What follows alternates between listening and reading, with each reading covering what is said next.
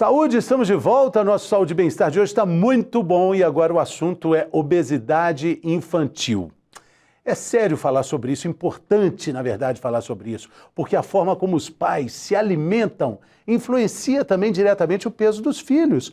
Um artigo recente na Universidade de Harvard encontrou associações e estatísticas entre o consumo dos alimentos ultraprocessados, tipo, sabe quais são, né? Salsicha, macarrão instantâneo, refrigerante, revela que o tipo da dieta da mãe durante a gestação também pode mudar e acarretar o sobrepeso e obesidade na criança. Importante.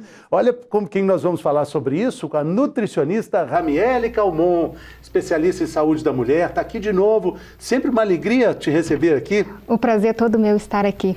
Muito bacana. Muito obrigada pelo convite. Interessante esses números. Então, o que eu acho que faz todo sentido a gente entender que a dieta da casa vai influenciar também no peso dos filhos, mas a dieta da grávida também pode definir isso? Justamente isso, pode estar ligado diretamente à obesidade infantil e quando essa criança se tornar adulta. Então, eu falo que o processo, né, de gestação é ali que a mãe vai formar os genes desse bebê.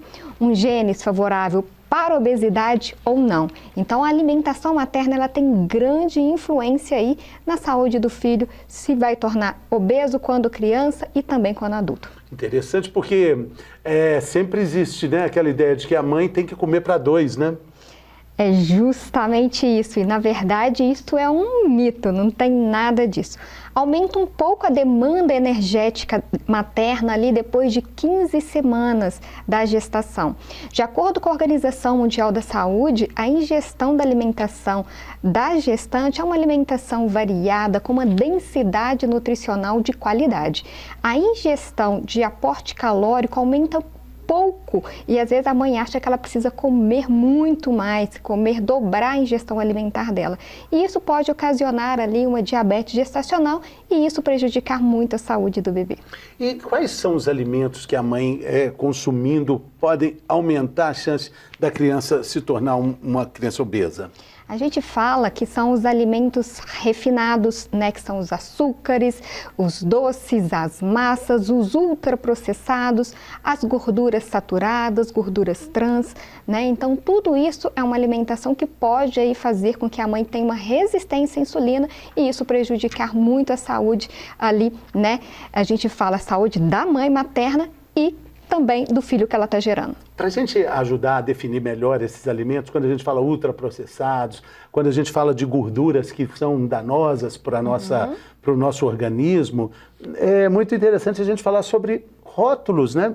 Porque a gente encontra esses perigos nos rótulos. É justamente isso. Quando a gente fala de alimento ultraprocessados, o que seria alimentos ultraprocessados? São alimentos confeccionados feitos pela indústria de alimentos e esses alimentos utilizados ali, muitos que a gente fala os aditivos químicos no processo de produção desses alimentos. Então a gente fala que na verdade não é ali um alimento, né? É um produto alimentício. Alimento é totalmente diferente de produto alimentício.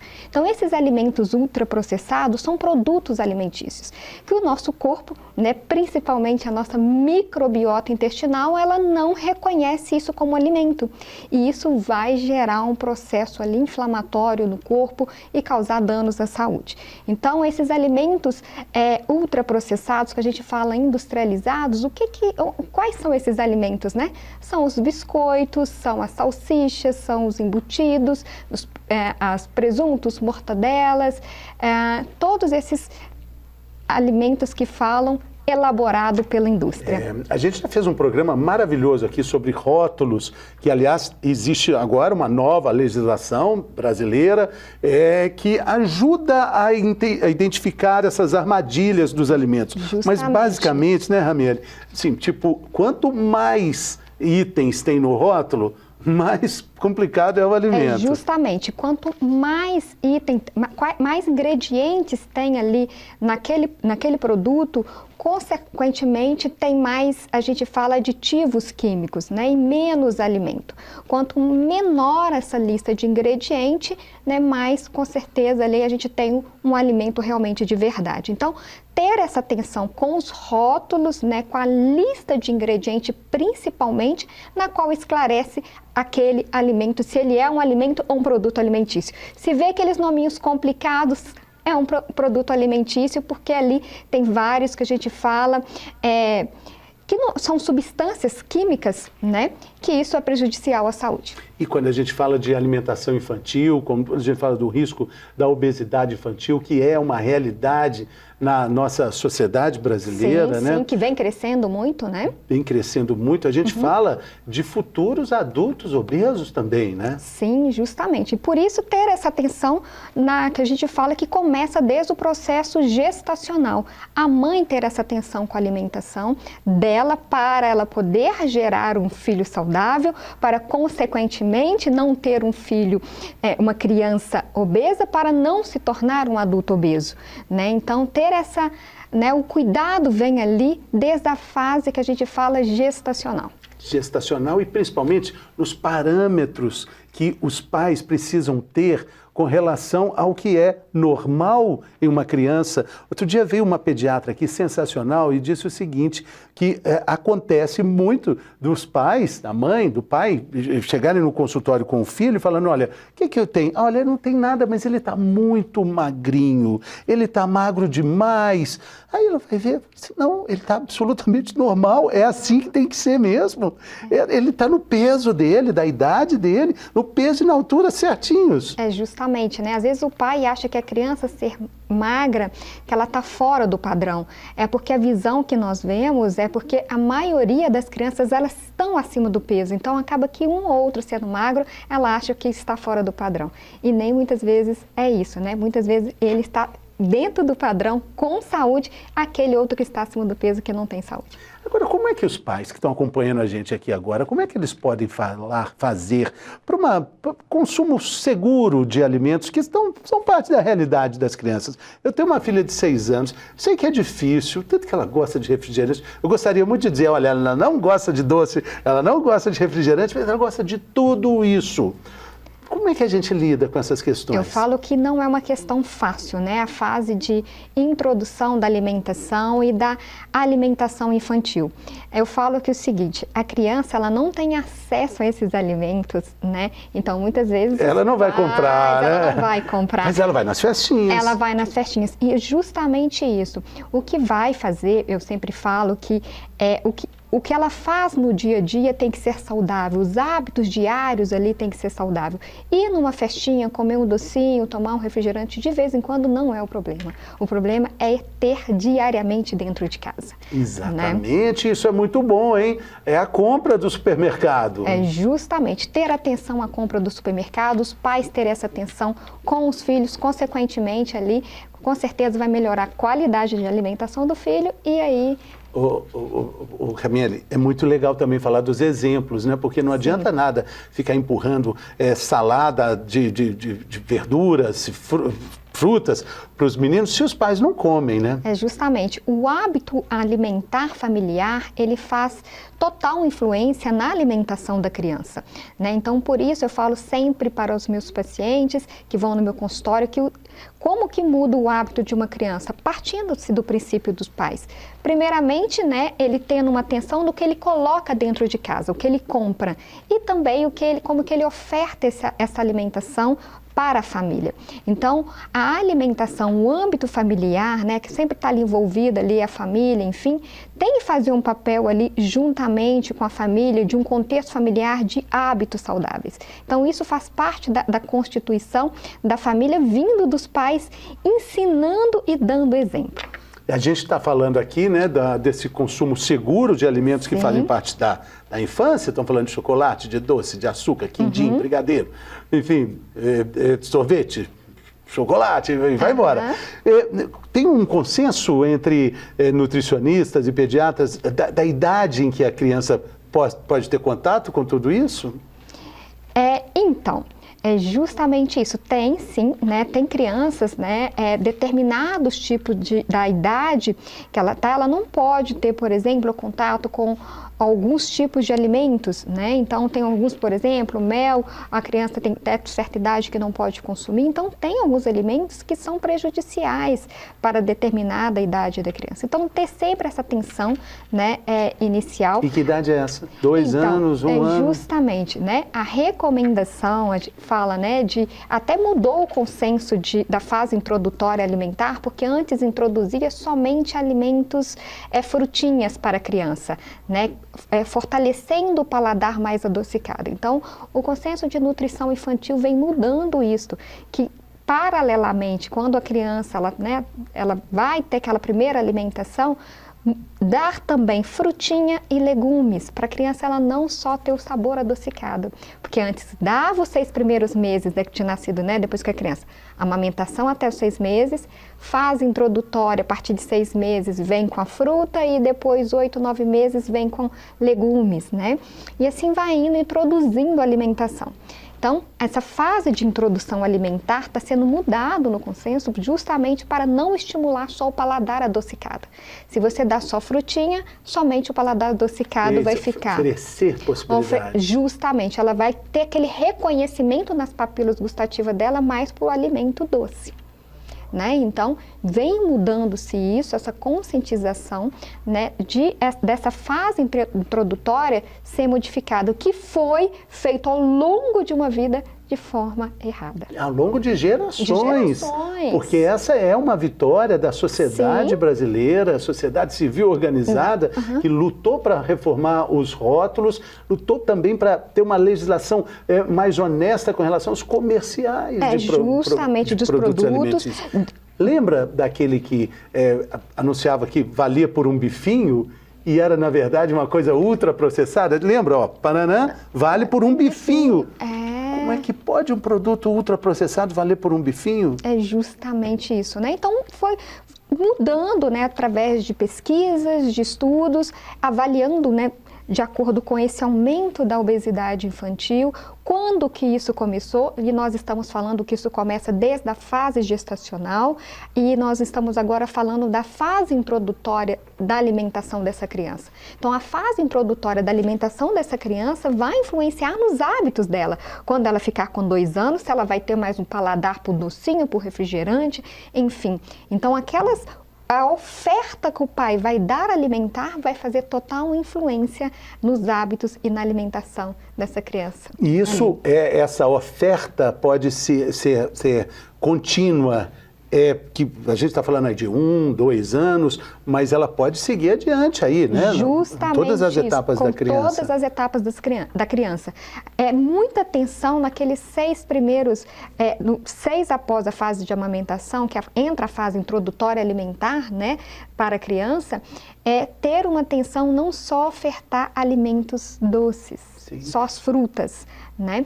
Ali ter variação de outro tipo de alimentos, de legumes também, para a criança ter o reconhecimento e modular essa papila gustativa e assim ela ter o reconhecimento de uma vasta maior, que é ali onde que ela forma o paladar dela, né? Tem dicas muito legais dentro de casa para serem colocadas em prática, como por exemplo, outro dia eu vi isso, achei fantástico, a fruteira baixa da altura da criança. Ela vê a fruta ali e ela vê a possibilidade de se servir, né? Justamente.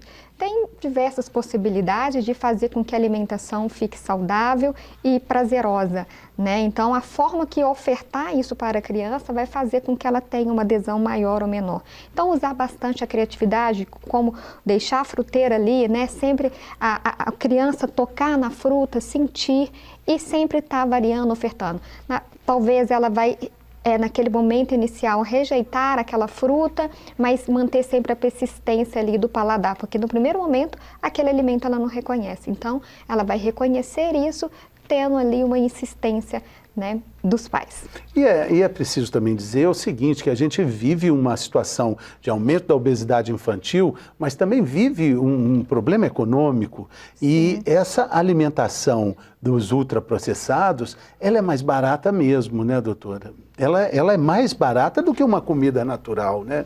É um paradoxo, né? Então, hoje é muito discutido isto, né, relacionado à alimentação industrializada, ela é mais em conta do que uma comida saudável, né? Eu falo, depende do que as pessoas acham do que é saudável, porque quando a gente for falar de fruta da estação, de legumes da estação, comparando com um pacotinho de biscoito, não é mais caro, né? Então, ter essa consciência. Primeiro, nós precisamos tirar esse bloqueio, porque é outra questão que foi enraizada ao longo sempre. O que é comer saudável? A pessoa acha que é comer uma salada de fruta que compra. Claro que comprar uma salada de fruta, um pacotinho de biscoito, às vezes é mais caro, sim, pelo tempo de conservação desse alimento feito pela indústria, né? A indústria produz grandes quantidades e uma fruta picada vai se tornar mais caro à venda. Mas comprar essa fruta inteira não vai ficar mais caro. Né? Aí entra um outro ponto muito importante quando a gente fala de cuidados alimentares, do planejamento. Justamente isso, do planejamento e da organização. Quando se planeja, se organiza e tem essa consciência de buscar o alimento que está na safra, né, que isso a gente encontra facilmente na internet, qual é o alimento da safra? Então, esse alimento da safra, além dele ter o aspecto nutricional melhor, ele vai ser um produto com custo e benefício muito melhor. A gente tem aqui o mito de verdade, você já participou. Já participei. E agora vai participar de novo. Ótimo, então vamos lá. Então vamos lá.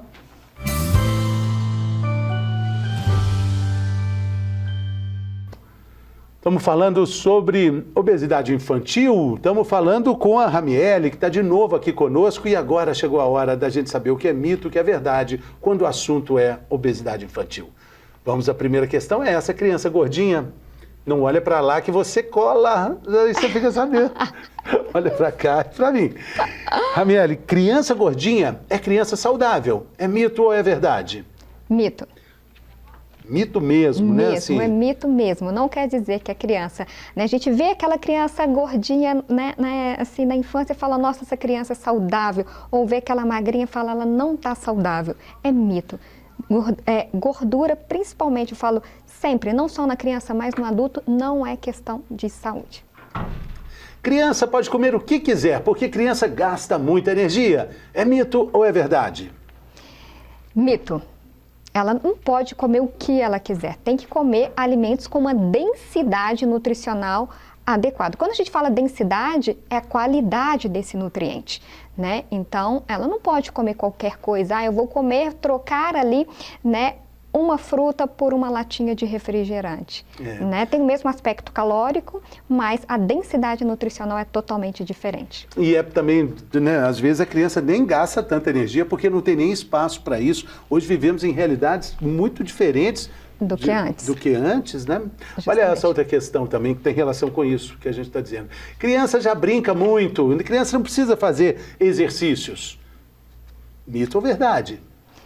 Mito. A criança é importante ela ter uma rotina. Brincar, né? Brincar. Ela pode sim, ela pode brincar, mas ter um acesso ao esporte, a uma atividade física é importante para a saúde, porque você já vai fazendo uma conscientização desde a infância, para não se tornar um adulto obeso, um adulto sedentário. Que é outro grande desafio da nossa sociedade, que é a falta de atividade física. Atividade física, mas por quê? Porque esse hábito não foi introduzido na infância.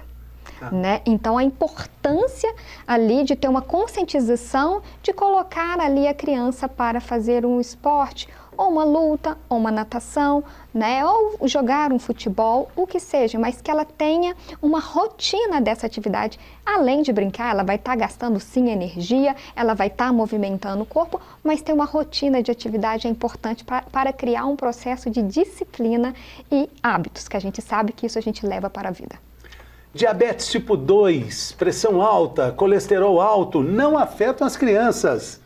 É mito ou é verdade? É mito. É mito que não afeta. Afeta as crianças, sim. Né? A gente acha que que a pressão alta e diabetes, colesterol, que criança não vai ter. Tem sim. Né? Então, nós temos crianças aí que são hipertensas, crianças com descontrole de colesterol e muitas crianças diabéticas. E, assim, aumentando gradativamente. E outra criança pode ter até celulite, né? Pode, justamente. Excesso de gordura, né? Ela forma ali glóbulos e dá celulite. Criança não pode tomar remédio para emagrecer. É mito ou é verdade? Verdade. Verdade? Verdade. Não pode? Não pode tomar remédio para emagrecer. Olha, hoje a gente fala, o Conselho de Obesidade, né, Infantil, o que acontece? A medicação, ela é utilizada quando tem um descontrole metabólico que vem de acordo com os fatores genéticos. Às vezes os pais buscam a medicação como um caminho, sem identificar o que está levando essa criança à obesidade. Então, a medicação, ela não é uma primeira partida para tratar a obesidade da criança. Então, como nós falamos, é todo um consenso, né, de hábitos, de alimentação, de prática de atividade familiar. Mudança de atitude dos pais. Dos pais como um todo. Se essa criança tiver um fator ali metabólico, né, evidente mesmo, genético, aí não tem jeito, pode sim que seja uma medicação, mas desde que parte todas essas mudanças inicialmente. Bom, Ramiele, eu queria agradecer imensamente sua presença aqui. Muito é sempre obrigada. uma alegria, sua simpatia Obrigada contagiante. pela participação. Muito obrigado. Eu que agradeço. Volte sempre. Obrigada. Obrigado também pela sua companhia. Mande suas mensagens, suas críticas, elogios e também sugestões de tema para o nosso WhatsApp. Olha o número aí. Até a próxima, pessoal.